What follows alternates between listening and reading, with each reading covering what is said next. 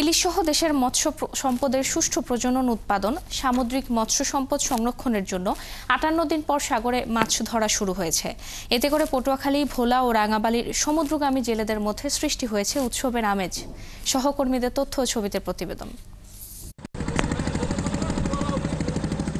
৫৮ দিনের নিষেধাজ্ঞা শেষে মধ্যরাতে মাছ ধরতে নেমেছেন উপকূলের হাজারো জেলে। প্রায় ২ মাস পর পটুয়াখালীর মহিপুর, আলিপুর মৎস্যবন্দর ও রাঙ্গাবালি সহ উপকূলীয় এলাকার জেলেরা গেছেন গভীর সমুদ্রে।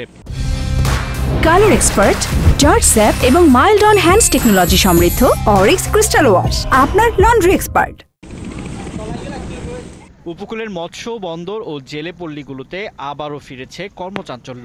এখন অবরোধ শেষ হয়েছে। কালকে মাছ আইলে আমরা প্যাকেট পকেট করিয়া মাছ পাঠাবো। এই দিনে খুব দাফাদাফিতে আছে।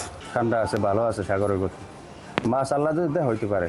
জেলেরা জাল দেবে, আমরা কালকে থেকে মাছ বেচাকেনি করবো। আরতে বিশেষজ্ঞরা বলছেন, নিষেধাজ্ঞা শেষে মাছ ধরা শুরু হওয়ায় সামুদ্রিক মাছের ঘাটতি কিছুটা কমবে এবং দামও কিছুটা স্বাভাবিক হতে পারে।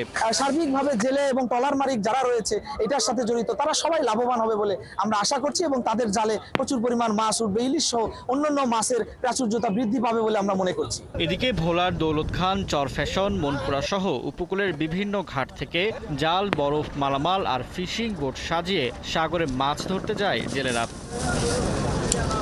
ইলিশ সহ বিভিন্ন প্রজাতির সামুদ্রিক মাছের প্রজনন ও উৎপাদন বৃদ্ধির লক্ষ্যে গত ১৫ এপ্রিল থেকে ১১ জুন পর্যন্ত সাগরে ৫৮ দিনের জন্য মাছ ধরায় নিষেধাজ্ঞা জারি করা হয়। ফারদিন নীরব, ৭১।